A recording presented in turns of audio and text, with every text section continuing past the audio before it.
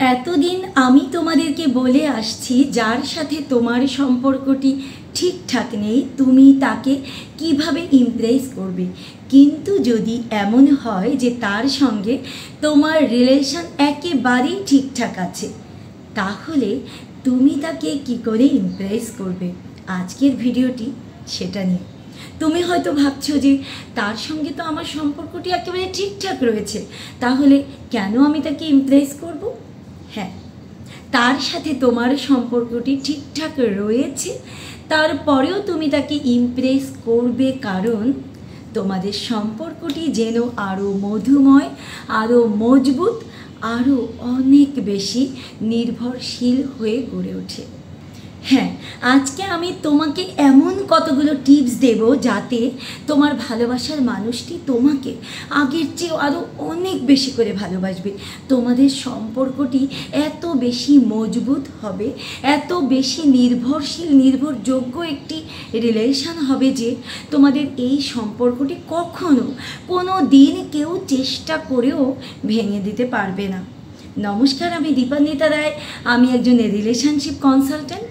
আজকে আমি তোমাকে এমন সব টিপস শিখিয়ে দেব না, যাতে করে তোমার ভালোবাসার মানুষটি চিরদিন তোমার এই বুকের মধ্যে তুমি আগলে রাখতে পারবে, আর সেও তোমাকে অনেক গভীরভাবে যত্ন করে তার বুকের মধ্যে আগলে রাখবে। ভিডিওটিতে একটি লাইক করে দাও, আর তারপরে আমি মূল আলোচনায় চলে যাচ্ছি। 1 নম্বর টিপস, তোমার ব্যাগটি আমাকে বইতে দাও। হতে পারে তোমরা দুজনে বাইরে কোথাও দেখা করেছো, তার হাতে একটি ভার্সিটি বা কলেজের ভারী ব্যাগ রয়েছে, অথবা হতে পারে সে অফিস থেকে বাসায় ফিরেছে, তার হাতে একটি ভারী ব্যাগ রয়েছে। হতে পারে তুমি নারী বা পুরুষ যাই হোক না কেন, তার হাতে যখন একটি ভারী ব্যাগ রয়েছে, তুমি বললে প্লিজ তোমার ব্যাগটি আমাকে দাও, আমি জানি তোমার কষ্ট হচ্ছে, আমি তোমার ব্যাগটি নিতে চাই। সে হয়তো তখন তোমাকে বলবে যে না না না, এমন কিছু নয়, এমন কোনো ভারী ব্যাগ নয়, আমি এটা পারবো। কিন্তু তারপরেও তুমি তার ব্যাগটি তুমি নিজে বহন করে নেবে, মানে তার হাত থেকে নিয়ে নেবে। সেই মানুষটি শুধুমাত্র এই ব্যাগ নয়, তার মনে হবে তুমি যেন তার জীবনের ভার বহন করতে চাইছো, তুমি যেন তার সমস্ত দায় দায়িত্ব, কষ্ট, যন্ত্রণা সব নিজের করে নিতে চাইছো। তোমাদের মধ্যে এমন একটি নির্ভরতার সম্পর্ক তৈরি হবে যা ছিল, আগেও ছিল, সেই আগের থেকে আরও অনেক বেশি করে নির্ভরতার জায়গাটি মজবুত হবে। 2 নম্বর টিপস, ওকে পেছন থেকে জড়িয়ে ধরো। সেটা কীরকম? ধরো তোমরা দুজনে কোনো পার্কে দেখা করতে গিয়েছো, তো তুমি যাওয়ার আগে ও পৌঁছে গেছে, ও হয়তো পার্কের কোনো একটা সাইডে দাঁড়িয়ে আছে। তুমি তখন সামনাসামনি বা মুখোমুখি ওর কাছে না গিয়ে চুপি চুপি পেছন থেকে ওর কাছে গেলে, আর পেছন থেকে তুমি ওর কোমরটা জড়িয়ে ধরলে, অথবা তুমি ওর চোখ দুটো তোমার হাত দিয়ে আলতো করে চেপে ধরলে। হতে পারে তুমি ওর এই গলাটা পেছন থেকে জড়িয়ে ধরলে, হতেই পারে। আর তখন ও তোমাকে অন্যরকম একটা ফিলিংস নিয়ে অনুভব করবে, আর পেছন ফিরে যখন দেখবে তুমি আরও একটি কাজ করতে পারো। এই যে এখানটায়, এই ঘাড়ের এই জায়গাটায় তুমি ওকে আলতো করে কিস করতে পারো। ভয় পাচ্ছ? কিস করে আবার কোন বিপদে পড়বে? হ্যাঁ, পড়বেই তো। তোমাদের রিলেশনটা যদি অনেক দিনের না হয়ে থাকে, বন্ডিংটা যদি অনেক কাছাকাছি আসার না হয়ে থাকে, নতুন কাউকে কিস করলে কিন্তু খুব খারাপ আছে, তাই এভাবে কিন্তু কিস করতে যেও না। 3 নম্বর টিপস, চোখে চোখে কথা বলো।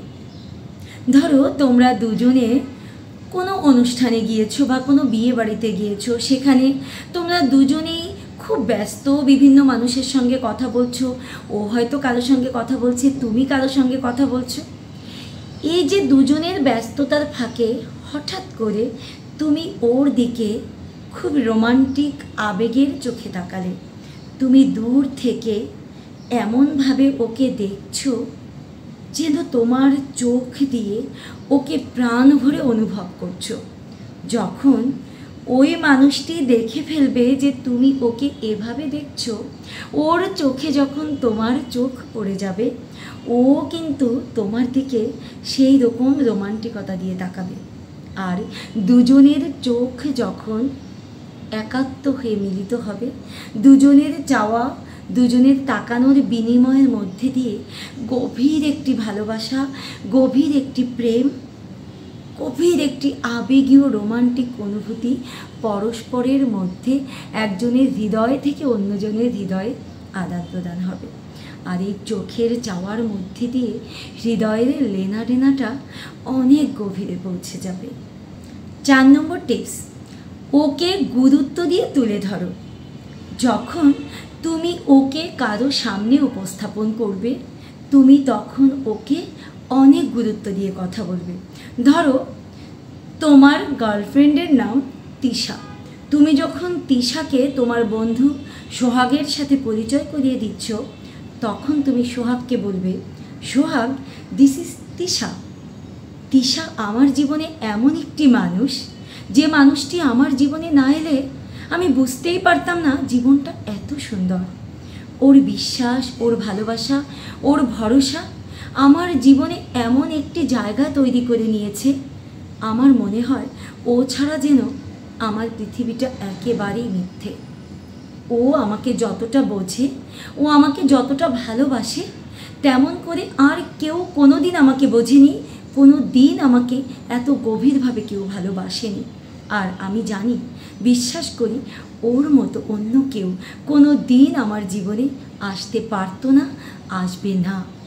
তুমি ওকে এইভাবে অন্যের কাছে গুরুত্বপূর্ণ করে তোলো। 5 নম্বর টিপস, তোমার ভালোবাসার মানুষটির কাছে তোমার অতীত খুলে বলো। সেই অতীতটি যেমনই হোক, সেটা হতে পারে অতীতের কোনো দুর্ঘটনা বা তোমার কোনো বড় ভুল, তুমি সেটাও ওকে খুলে বলবে। তুমি ওকে যখন খুলে বলবে না, তখন ও বুঝতে পারবে যে তুমি ওকে কতটা বিশ্বাস করো, কতটা নির্ভর করো। ওই মানুষটি কিন্তু তোমার ওপরে একটি অন্য রকম বিশ্বাস স্থাপন করতে পারবে। ওই মানুষটি বুঝতে পারবে যে তুমি ওর কাছে কতটা স্বচ্ছ থাকতে চাও। এখান থেকে তোমাদের ভালোবাসাটা আরও মজবুত হবে।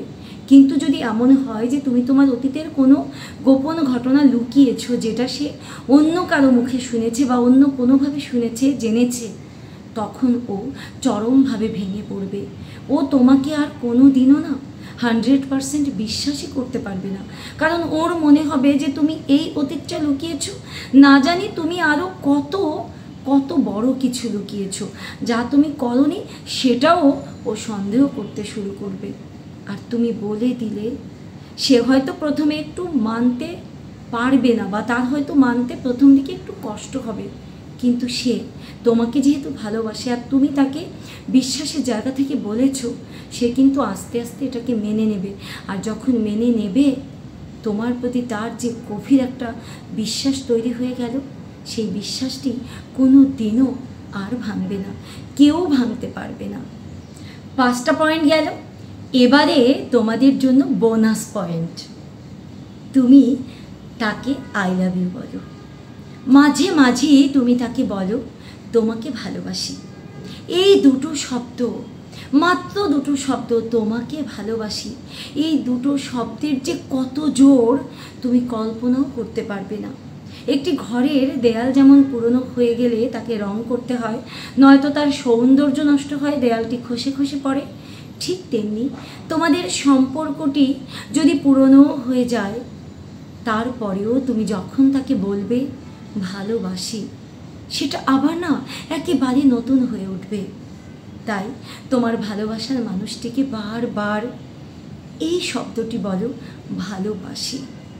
তুমি জানো তো, এই সূর্য পশ্চিম আকাশ থেকে উঠতে পারে, এই পৃথিবী ধ্বংস হয়ে যেতে পারে, সব কিছু ওলট পালট হয়ে যেতে পারে, কিন্তু এই ভালোবাসি শব্দটির জোর কোনো দিনও কমবে না।